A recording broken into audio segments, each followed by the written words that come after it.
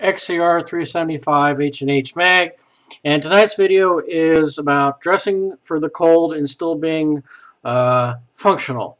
This is mainly directed at my group members. I want to give them a helping hand. They're going to be up here in my area in the high desert doing some stuff, and it's going to be cold out, 30s and 40s in the morning, warming up to the 50s and 60s, and then dropping back down to the 30s and 40s in the evening. Not to mention there's going to be wind, so that adds an extra additional chill factor to it. So let's go ahead and begin. First thing that we need to start off with is to keep the feet warm, which is a good pair of socks. These happen to be a mixture of wool / polypropylene. These are the heavy-duty Cabela's.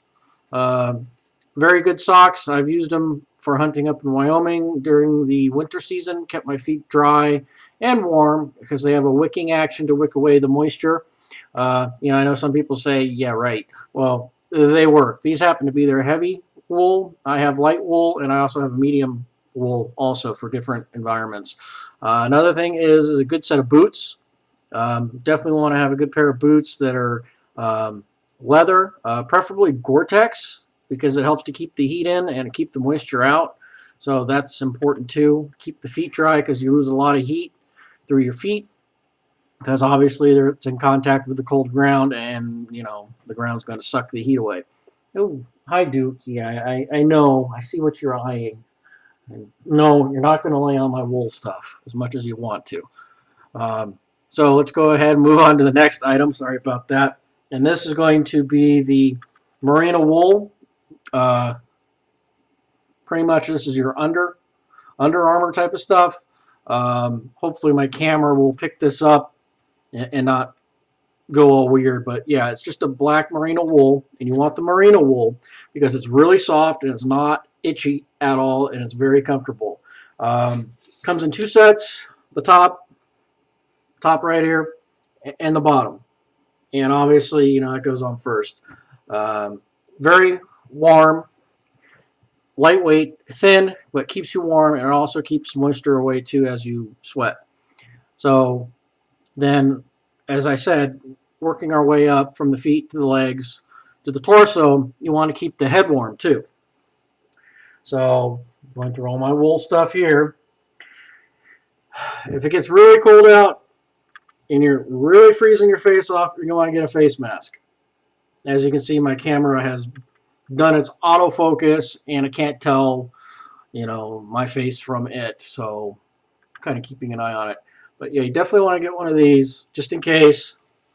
It's a snug fit, but it's made out of polypropylene / wool, as you can see. Cut out for you. And you also want to get a beanie. This one happens to be fleece, wool. And, definitely put this on because you're going to lose a lot of heat through your head. And if you have to, layer it. Put this on first, the full face mask, and then put on your beanie. Next item, good pair of gloves. I like these because of the finger. As you can see here, I'm right-handed. I can still shoot. I still can feel the trigger. Thick Gore-Tex. Going to keep your hands nice and warm. Same thing with the left side. So if you're right-handed or left-handed, a good pair of gloves. I picked these up at Cabela's also.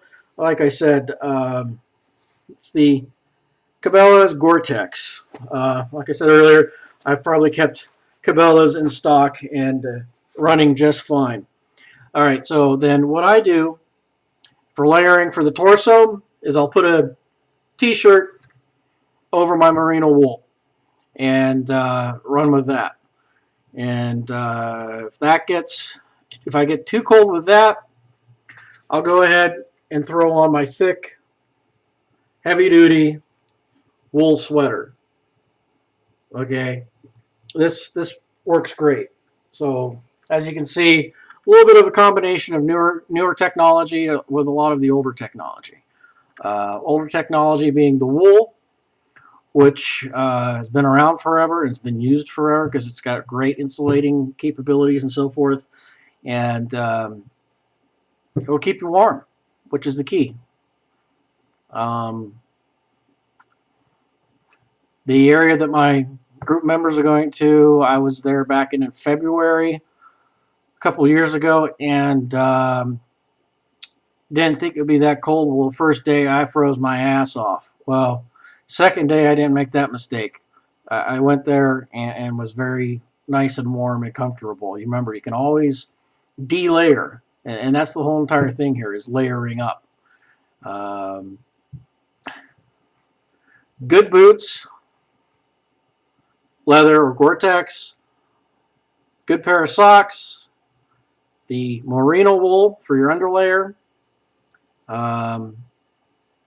t-shirt or something like that to go over your torso, jeans or cargo pants for the legs. Almost left that out. The face mask, the full face mask to cover the ears and keep your ears warm and stuff. And also the beanie, keep the heat from leaving your head because, like I said, you lose most of your heat through your feet and your head. Good gloves for the hands because at certain temperatures, fingers just stop working. Believe me, I've been there, done that, to the point where you're trying to load a firearm and your fingers are so cold and your muscles are cramped up so bad you can't rack the slide. So it's important to keep your fingers warm. And, well, hi, Smokey. You have to wait a minute. Cat. Okay, well, he's hiding behind the camera. Camera shot. Anyway, so then if I'm still cold after, keep that from hitting the carpet and all the cat hair around here, I will go ahead and throw on my fleece 501 Tactical Series. As you can see, it's got the fleece / wool on the outside, but on the inside, it's got a liner, which breaks the wind. So the wind might be going through the fleece and the wool, but it's not hitting my body because this has got a liner. You know, it's pretty much a built-in windbreaker. Works excellent. Where I was at, where these guys are going, it was so cold that I had, on the second day, I had my merino wool on, cargo pants, t-shirt, my thick wool sweater, my gloves, the good old socks and the boots, and also this with the liner, and I was fine. Other people were freezing their ass off because they were not prepared. This is even on the second day. So anyway, the important thing is to be able to layer. And you know what? If the sun comes out and it warms up to 80 degrees, well, guess what? You can take the fleece jacket off. You can take the sweater off. You can take the t-shirt off. And you can take the gloves off. And you know what? Even keep an extra pair of socks in the car where you can change out of the thick wool socks and change into a lighter pair of socks. So the whole entire point is to layering. Keep the body heat in and keep the elements out. So not much more I can say about that. Stay hydrated, drink lots of water. Even though it's cold out, you're still in the high desert, and the high desert sucks the water off of your skin like you wouldn't believe. And you're like, oh, it's not hot out, but you know what? You still get dehydrated, so you have to drink lots and lots of water. Pretty much the ratio is if you have 1 cup of coffee, you better drink 2 cups of water because coffee dehydrates you too. For those coffee drinkers out there. Anyway, pretty much you should be drinking, you know, and this is information that was readily available online, even through Google and stuff. Is the Israelis did a study. And they originally thought that their soldiers should have 1 liter of water per day. Well, they were finding that their soldiers were passing out and that they were not hydrating enough. So they changed all their army manuals to say 1 liter of water per hour to stay hydrated in the desert, regardless of the season.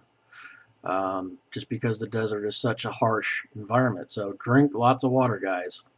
I wish I could be there and be doing the same stuff that you're doing, but I've got other commitments that I need to take care of. So anyway, comments, suggestions, whatever, post them in the comment section down below. And have a good night. XCR 375 signing off.